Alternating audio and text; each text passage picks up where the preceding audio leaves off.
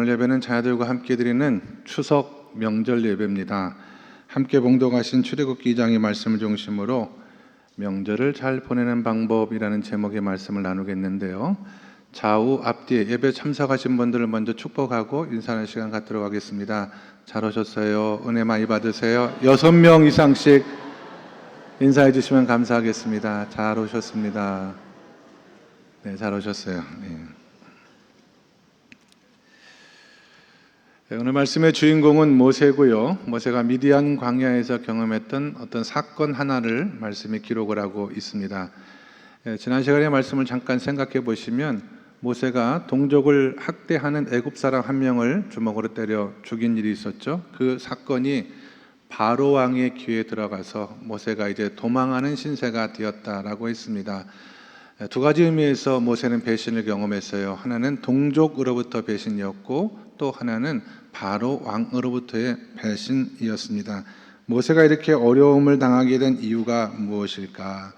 지난 시간에 우리가 살펴본 말씀에 의하면 내 힘으로 내 백성을 한번 구원해보고 내 뜻대로 하나님의 원하시는 것들을 이루어보겠다라는 식으로 접근했기 때문에 그렇게 된 것입니다. 적어도 하나님의 나라, 하나님의 세계에서는 내 힘과 내 뜻대로 행하는 모든 것은 다 무너지게 되어져 있어요. 우리가 하나님의 백성으로서 하나님께 뿌리를 두고 하나님의 뜻대로 행하지 않는 것들은 이 땅에서 다 무너질 수밖에 없다라고 하는 것이 매우 중요한 성경적 원칙이라고 하는 것을 우리가 지난 시간에 살펴보았습니다. 그래서 인생을 열심히 살고 최대한 노력해서 하는 것도 중요하지만 더 중요한 것은 내 인생의 모든 것이 하나님께 뿌리를 두고 하나님의 뜻대로 사는 것이 정말 중요한 삶의 원리가 되어야 된다라고 하는 것을 우리가 지난 시간에 함께 살펴보고 은혜를 받았습니다. 이제 모세가 미디안 광야로 쫓기는 신사가 되어 들어갔을 때 르우엘이라고 하는 미디안 제사장 한 사람을 만납니다. 이 사람은 딸이 7명이 있었는데 그 딸들에게 자신의 양들을 돌보는 그런 목자 일을 감당했던 것 같아요. 당시에는 노동력이 부족하기 때문에 아들뿐만 아니라 딸에게도 이런 일을, 험한 일을 얼마든지 시켰던 것 같습니다. 그래서 딸들이 아버지의 양떼를 몰고 양을 치다가 이제 물을 먹이러 샘터로 갔는데 그 동네에 있는 목자들이 이 딸들을 배척하는 거예요. 우리 같으면 레이디 포스트에서 좀 도와줄 만도 한데 이 당시에 남자들은 그런 매너가 없었던 것 같아요. 이 여인들이 자기들의 양떼를 먹이기 위해서, 물을 먹이기 위해서 데려왔을 때 그들을 배척하고 내쫓는 그런 모습을 성경은 기록을 하고 있습니다. 아버지도 그렇고 또 목자들도 그렇고 이 당시의 남성들은 그런 매너가 없었던 것 같습니다. 다시 한번 출애굽기 2장의 말씀 16절과 17절의 말씀을 읽어보도록 하겠습니다. 다 같이 시작. 미디안 제사장에게 7딸이 있었더니 그들이 와서 물을 길어 고유에 채우고 그들의 아버지의 양떼에게 먹으려 하는데 목자들이 와서 그들을 쫓는지라 모세가 일어나 그들을 도와 그 양떼에게 먹이니라. 아멘. 결국 모세가 도와주어서 물을 먹이게 했다는 그런 얘기죠. 우리가 이 짧은 말씀을 통해서 두 가지의 모습의 사람을 발견할 수가 있습니다. 사람들이 가지고 있는 두 가지 태도, 하나는 적대하는 태도고요, 또 하나는 환대하는 태도가 극명하게 이 말씀 가운데 있는 것을 발견하게 되죠. 거기 있는 목자들은 미디안의 딸들을 적대했습니다. 그러나 모세는 환대했다라고 하는 것입니다. 그래서 이 말씀을 통해서 모세가 가지고 있는 이 중요한 삶의 태도와 자세 하나를 우리가 꼭 기억할 필요가 있다고 생각을 해요. 모세는 어느 곳에 가든지 사람들을 환대하고 할 수만 있으면 친절을 베푸는 삶을 살았다라고 하는 것입니다. 사실 모세의 형편은 좋은 형편은 아니지 않습니까? 바로 왕에게 쫓김을 당하고 있는 그런 형편 속에도 불구하고 누구를 도울 입장도 아니었음에도 불구하고 모세는 이 사람들을 도와주려고 했고요. 성경의 말씀을 계속해서 읽다가 보면 이 작은 도움의 계기가 되어서 모세가 미디안 광야에 정착하고 결혼하고 살아가는 모든 과정 속에서 하나님의 큰 은혜를 입게 되었다라고 하는 것을 볼 수가 있습니다. 믿음이란 무엇일까? 적어도 오늘 말씀을 통해서 살펴볼 때 믿음은 환대하는 것입니다. 열왕기상 16장의 말씀에 보시면 엘리야 시대에 사르밧이라고 하는 지방에 홀로 된 여인이 하나 있었습니다. 그에는 가뭄이 매우 극심하여서 먹을 것이 없어 굶어 죽어간 사람이 너무나 많았거든요. 이 여인의 집에도 기름병에 기름 조금 남아있고 밀가루통에 밀가루가 아주 조금밖에 남아있지 않았기 때문에 이 여인은 생각하기를 이 기름과 밀가루를 가지고 떡을 하나 만들어 먹고 내 아들과 함께 여기서 삶을 마쳐야겠다, 그런 생각을 했다는 거예요. 근데 엘리야 선지자가 와서 그 떡과 그 기름을 통하여, 그 밀가루와 기름을 통해서 떡을 하나 만들어 먼저 나를 먹게 해라, 이렇게 했는데 이 여인이 선지자 엘리야를 환대했습니다. 떡을 만들어서 엘리야에게 주었어요. 그 다음에 어떤 일이 벌어집니까? 가뭄이 그치는 날까지 그 기름병의 기름이 떨어지지 않고 밀가루통에 밀가루가 사라지지 않는 그런 놀라운 역사가 일어나게 된 거예요. 먹고 또 먹어도 절대 없어지지 않는 그런 신기한 기적을 경험하게 됩니다.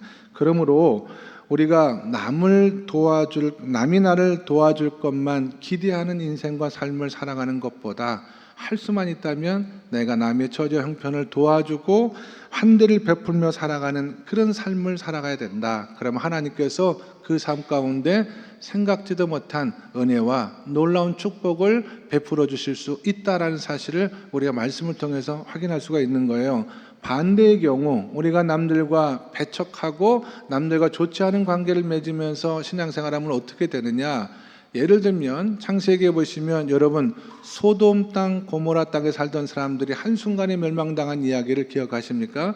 그 사람들이 왜 그런 멸망의 아픔을 경험하게 되었냐면은 하나님의 천사를 적대했기 때문에 그래요. 어느 날 자신의 마을과 동네에 찾아온 하나님의 천사를 적대했기 때문에 그것이 바로 하나님의 분노를 사서 정말 원자폭탄이 터지는 것 같은 큰 유황불이 떨어져 가지고 한순간에 소돔과 고모라 땅 모든 사람들이 다 멸망을 당했어요. 그때 떨어진 불이 지금 우리가 말하는 사해바다 그것이거든요. 큰 웅덩이가 되어서 물이 고였는데 그 물이 증발하다 보니까 이 바다보다 낮은 곳에 위치한 사해바다는 어떤 생명도 살아갈 수가 없는 염해가 되어버리고 말지 않았습니까, 여러분? 누구라도 적대하는 삶을 일관되이 살아가면은요 끝이 좋지 않다는 것입니다. 다윗 시대에 나발이라고 하는 사람이 있었어요. 이 사람 이름도 별로 좋지 않잖아요. 어리석은이라는 뜻을 가지고 있는 이 사람이 자기 동네에 온 이 다윗을 환대하지 않았습니다. 알 수 없는 이유로 다윗을 적대시하고 다윗의 무리를 핍박했다 이 말이죠. 그러다 결국 죽습니다, 여러분. 그러므로 성도가 신앙생활할 때 잊지 말아야 될 것이 적대하면 망한다. 그러므로 내 삶 가운데 왜 하나님의 은혜가 없고 내 주변에 이렇게 어려움이 계속해서 이어지는가라고 하는 문제를 가지고도 한 번은 생각해 보셔야 됩니다. 내가 혹 다른 사람을 말씀대로 환대하고 친절을 베풀지 아니하고 내 삶 가운데 적대하는 관계, 적대하는 사람이 있어서 이런 삶이 이어지는 것은 아닌가, 한 번 정도는 기도해 볼 필요가 있다라고 하는 것입니다. 성경은 우리가 환대하는 삶, 친절을 베푸는 삶을 살아가면 하나님의 은혜와 축복이 그곳에 머물고, 그러나 적대하고 다른 사람을 배척하는 삶을 살아가면 그 삶의 마지막이 좋지 않게 된다라고 하는 것을 분명하게 교훈한다라고 한다면, 적어도 이 명절 기간 동안에, 제가 오늘 설교의 말씀 제목이 명절을 잘 보내는 방법이지 않습니까? 이 명절 동안에 우리가 어떻게 환대의 삶을 살아갈 수 있을까? 몇 가지만 생각해 보도록 하겠습니다. 첫 번째로, 여러분 자신을 먼저 환대하시고 여러분 자신에게 먼저 친절을 베풀 수 있도록 기도하시기 바랍니다. 모든 환대의 출발은 자기 자신에서부터 시작이 됩니다. 제가 과거에 율법주의 영향을 깊이 받았을 때요, 저는 제 자신을 함부로 대하고 매우 거칠게 대했습니다. 자신을 너무 비판하고 정죄하는 삶을 살았는데, 어느 날 기도 가운데 하나님께서 제 이름을 부르시면서 주셨던 말씀이 있어요. 내가 너를 사랑하는데 너는 왜 너 자신을 그렇게 괴롭게 하며 살아가느냐? 나는 너를 따뜻하게 품에 안고 살아가는데 너는 왜 너 자신을 따뜻하게 품어주지 못하느냐라는 하나님의 음성을 듣고, 내가 가장 먼저 친절을 베풀고 환대해야 될 대상은 내 자신이라는 사실을 깨닫게 되었습니다. 이게 왜 중요하냐면 자기 자신을 친절하게 대하지 아니하고 자기 자신을 따뜻하게 대접하지 않는 사람은 다른 사람에게도 친절을 베풀 줄 모르고 다른 사람도 따뜻하게 품어줄 줄 모른다라고 하는 것입니다. 그래서 이 명절 기간 동안에 여러분 육신과 영혼의 긴 쉼을 통하여 먼저 여러분 자신을 많이 위로하시고 많이 격려하시고 남들에게만 선물하지 마시고 여러분 자신에게도 뜻깊은 선물을 많이 하시면서 자신을 환대하는 그런 은혜를 꼭 경험할 수 있게 바라고요. 두 번째로는 가까운 가족들을 환대해 주시기 바랍니다.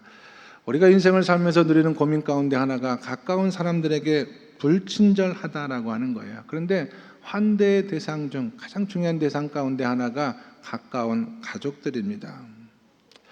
저는 과거에 가족들에게도 불친절했던 때가 있었습니다. 가족들이 교회에서 가족들을 보면 일부러 아는 척도 안 했어요. 목사가 교회에 오면 성도들을 섬겨야지 가족들을 먼저 섬기고 관심을 가져서는 안 된다라고 생각을 했습니다. 그런데 어느 날 보니까 제가 가족들을 불친절하게 대하고 소홀하게 대하다 보니까 교인들도 우리 가족들을 불친절하게 대하고 소홀하게 대하는 것을 발견하게 되었습니다. 우리 아이가 우리 권사님의 아이가 조금 다툼이 있으면은요, 저는 우리 아이를 보호하기보다는 권사님의 아이를 보호하고 그런 속에서 아이들이 마음속에 큰 상처를 경험했다는 사실을 제가 뒤늦게 깨닫고 많이 회개를 했습니다. 목사가 지나치게 가족만 챙기는 것도 꼴불견이지만 그래도 최선을 다해서 성도를 돌보고 섬기는 만큼 가족을 잘 돌보고 섬기는 것이 중요하다라고 하는 것입니다. 과거에 저희 부모님 세대에 보면 그래요. 밖에 나가서는 다른 아이들도 친척들 아이들도 잘 돌보고 섬기면서 정작 당신의 자녀들을 그렇게 돌보지 못했던 시절을 우리가 기억 가운데 가지고 있지 않습니까? 이 명절 기간 동안에 특별히 가족들을 따뜻하게 환대하시고 할 수만 있다면 최선의 친절을 베풀어 주셔서 이 명절이 두고두고 기억에 남는 그런 명절이 될 수 있기를 주님의 이름으로 부탁을 드립니다. 세 번째로 우리가 이 명절 동안 주변의 사람들을 환대할 수 있는 방법 가운데 하나는 친절한 언어를 사용하는 것입니다. 친절한 언어를 사용하는 것. 가까운 사람을 대할 때도 특별히 친절한 언어를 사용하는 것. 마더 테레사가 그런 얘기를 했거든요. 친절한 언어라고 하는 것은 짧고 쉽지만 그러나 그 언어의 영향력은 메아리와 같이 멀리 퍼져 나간다, 그런 얘기를 했습니다. 환대의 언어는 부드러운 언어이고 따뜻한 언어입니다. 생명을 보듬는 언어고 살려내는 그런 언어이기 때문에 그런 말을 들으면 우리의 마음이 부드러워져요. 그런 말을 들으면 우리의 마음이 따뜻해집니다. 여러분, 제가 경험한 세상은 매우 차갑고 인생은 살기가 매우 어렵습니다. 여러분이 혹 이 명절 기간 동안에 가까운 친척들과 가족들을 만나게 될 때 친절한 언어와 따뜻한 말로 그들의 영혼을 섬겨주시면 그들이 가족의 깊은 사랑을 경험하고 우리가 가족이라고 하는 의미를 새롭게 발견할 수 있는 그런 축복의 계기가 될 줄로 믿습니다. 네 번째로는 가까운 사람일지라도 예의를 지키는 것이 바로 환대라고 하는 것입니다. 가까운 사람에게 함부로 하지 마시고 친하기 때문에 가깝기 때문에 괜찮다라고 생각하시는 분들이 계실지 모르겠습니다만은 그렇지 않습니다. 가까운 사람에게 더 필요한 것이 예의입니다.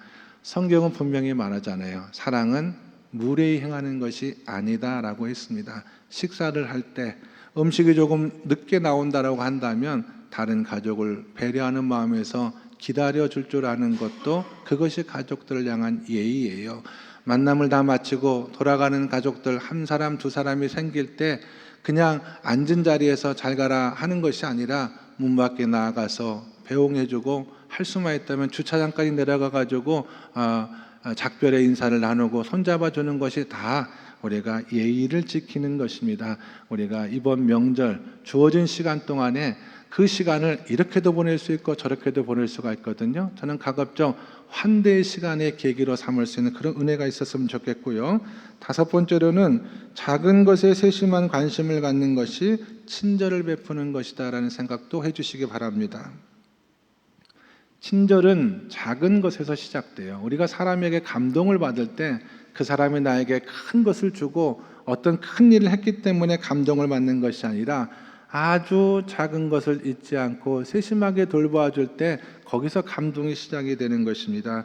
가족들이 경험하고 또 가족들이 살아가고 있는 일들 가운데 작은 것들도 관심을 갖고 이야기를 건네고 가까운 가족들의 작은 일상 친절하게 배려하는 마음으로 때로는 침묵을 지킬 줄도 알고 그렇게 바라보고 기다리며 행동하는 이 모든 것이 가족을 향한 작은 환대다라고 하는 생각을 꼭 기억하시고 이번 명절에 우리가 섬기는 모든 종들의 가정을 통해서도 그런 환대의 은혜가 있기를 간절히 바랍니다. 마지막으로 여러분 친절과 환대를 베풀 수 있는 기회를 놓치지 마시길 바랍니다. 세상을 살아가면서 안타까운 것 가운데 하나가 그 기회와 기간을 놓쳐서 나중에 후회하는 것이거든요. 특별히 연로하신 부모님들, 병상에 계신 부모님들 최선을 다해서 후회함 없이 이 명절 때 그 어떤 명절보다 잘 섬기시고 효도하시고 그래서 이 명절이 환대의 명절이 될 수 있기를 오늘 말씀을 통해서 부탁을 드립니다. 여러분 성경의 원리는요, 우리가 다른 사람을 섬기게 되면 그 섬김은 언젠가 우리에게 돌아온다라고 하는 원리입니다. 우리가 다른 사람을 돕는 것, 그것은 다른 사람을 돕는 일이 아니라 바로 자신을 돕는 일이고, 다른 사람에게 선물을 베푸는 것은 결국 자기 자신에게 선물을 베푸는 것이다. 예수님께서 말씀하시잖아요. 누구든지 남에게 대접받고 싶은 그것대로 남을 대접하라고 말씀하지 않았습니까? 그런 말씀을 하신 이유는 바로 그것입니다. 하나님은 친절하신 하나님이시기 때문에 친절한 사람에게 복을 내려주시는 하나님이시다라고 하는 것을 꼭 기억하시고 주어진 2025년도 추석 명절 기간 동안에 우리 만나는 모든 가족들과 친지들과의 만남 속에서 하나님께서 기뻐하시는 환대와 친절의 아름다운 역사 경험하실 수 있는 우리 양림의 모든 성도들이 다 될 수 있기를 예수님의 이름으로 간절히 부탁을 드립니다. 기도하겠습니다. 하나님, 모세의 삶을 통하여 그가 베풀어진 조그만 친절이 그의 생활에 엄청난 삶의 축복으로 임하게 되었다는 말씀을 통하여 하나님께서 허락하신 이 추석 명절 기간 동안에 할 수만 있다면 사랑하는 사람들을 환대하고 친절을 베풀며 하나님께서 기뻐하시는 삶을 살아갈 수 있기를 원합니다. 명절당하는 양님의 모든 종들의 가정을 통하여 하나님의 은혜, 하나님의 축복이 친절과 환대를 통하여 아름답게 열매를 맺을 수 있는 뜻깊은 명절이 될 수 있도록 하나님 축복하여 주시옵소서. 예수 그리스도 이름 받들어 기도드리옵나이다. 아멘.